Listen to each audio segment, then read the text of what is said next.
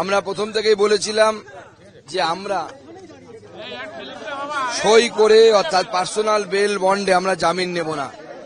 অর্থাৎ গোটা রাত ধরে আজকে আমরা, আমার সাথে আমার প্রায় 32 জন কার্যকর্তা, তার মধ্যে আমাদের রাজ্যের জেনারেল সেক্রেটারি জগন্নাথ চট্টোপাধ্যায়, আমাদের 2 জেলা, উত্তর জেলার সভাপতি, উত্তর কলকাতা সভাপতি অমগ্ন ঘোষ, দক্ষিণ কলকাতা সভাপতি অনুপম ভট্টাচার্য সহ 32 জন কার্যকর্তা আমরা জামিন নেব না আন্দোলন, অর্থাৎ জামিন প্রত্যাখ্যান আন্দোলন এই শুরু করলাম।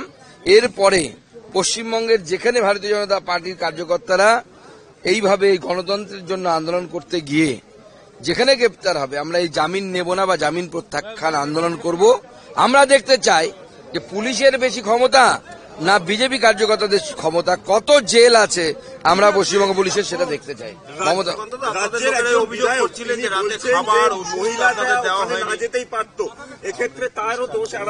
দেখুন, আমি আগে গোটা বিষয়টি বলে নিই। গোটা রাত আমরা বসেছিলাম, আমাদের পুলিশের ছুঁচো গেলার মতো অবস্থা। প্রথমে আমাদেরকে বলা হয় যে সই করে জামিন নিন, আমরা প্রত্যাখ্যান করি। পুলিশ তারপরে বলে যে আপনারা সই না করতে হবে না, আপনারা চলে যান।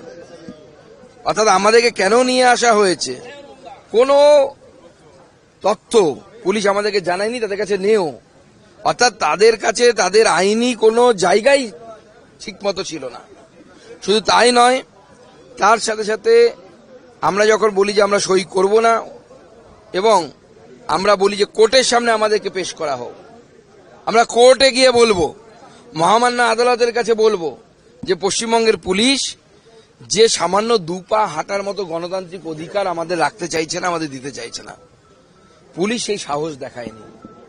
পুলিশ বলেন যে না, আমরা আপনাদেরকে কোর্টে নিয়ে যেতে পারবো না, আপনারা চলে যান। প্রশ্ন, তাহলে পুলিশ আমাদেরকে নিয়ে এসে 4-5 ঘন্টা বসিয়ে রাখলো কেন? কোনো উত্তর পুলিশ আমাদেরকে দিতে পারেনি। পুলিশের বিভিন্ন অফিসাররা এসেছে, এমনকি এই সকালবেলাও তারা আমাদের কাছে বারবার এসে জিজ্ঞেস করছিলেন। ভোর 4টের সময়ও জিজ্ঞেস করেছেন।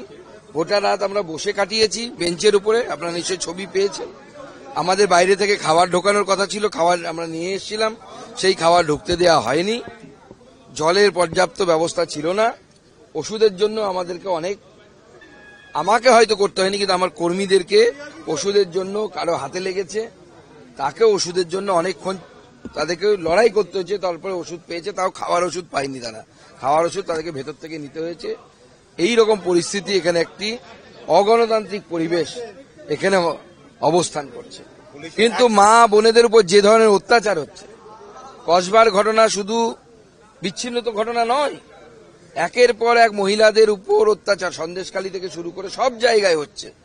এবং তারপরে 8 মাসের ব্যবধানে 2টি শিক্ষা প্রতিষ্ঠানের মধ্যে ভেতরে এই ধরনের রেপ, এবং একটিতে মার্ডার আর একটিতে রেপ বা গণধর্ষণের মতো ঘটনা ঘটল। কোথায় প্রশাসন? এরপরে একজন মুখ্যমন্ত্রী মুখ দেখাতে পারেন, তিনি সামনে আসতে পারেন এবং দাবি করতে পারেন আমরা এগিয়ে বাংলা মডেল চালাচ্ছি।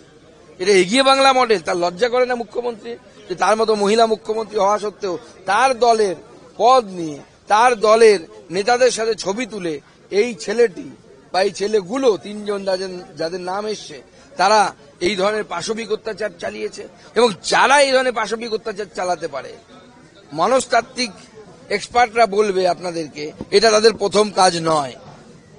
এরকম বহু মেয়ে শারীরিক শোষণ এরা করেছে, এবং সেই সমস্ত মেয়েরা হয়তো চক্ষু লজ্জার ভয়ে বা লোকলজ্জার ভয়ে বিষয়টি সামনে আনার মতো সাহস করেনি। প্রত্যেকটি জেলায় জেলায় এই ধরনের কলেজের দাদাগিরি চলছে, ইলেকশন হয় না। আর সবথেকে অবাক লাগছে যে ছেলেটি সে বলেছিল যে পদ পেতে গেলে কম্প্রোমাইজ করতে হবে, তার কথা, তার প্রতি লয়াল থাকতে হবে। তো তৃণমূল ছাত্র পরিষদের একটি পদ, কলেজের পদ, ছাত্রী সেক্রেটারি বা সম্পাদক, তার জন্য যদি এই কম্প্রোমাইজ করতে হয়, তাহলে তৃণমূল মাদার যে দল আছে তাতে পদ পেতে গেলে মহিলাদের কি ধরনের কম্প্রোমাইজ করতে হয়, এই প্রশ্নটা তো সবার আগে উঠে যাচ্ছে।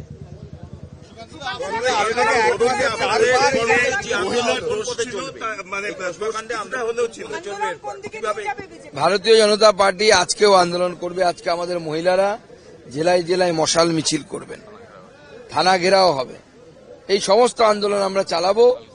আমরা আগামীকাল সমস্ত জেলায় জেলায় কোথাও এসপি অফিস, কোথাও থানা ঘেরাও, এই সমস্ত আন্দোলন হবে এবং তার সাথে ভবিষ্যতে আমাদের আন্দোলনের রূপরেখা আমরা ঘোষণা করব। আমরা ছেড়ে দেব না। মমতা বন্দ্যোপাধ্যায় যদি ভাবেন যে ওনার মৌরুষি পাট্টা হয়ে গেছে, ওনার জমিদারি হয়ে গেছে, এই জমিদারি আমরা চলতে দেব না।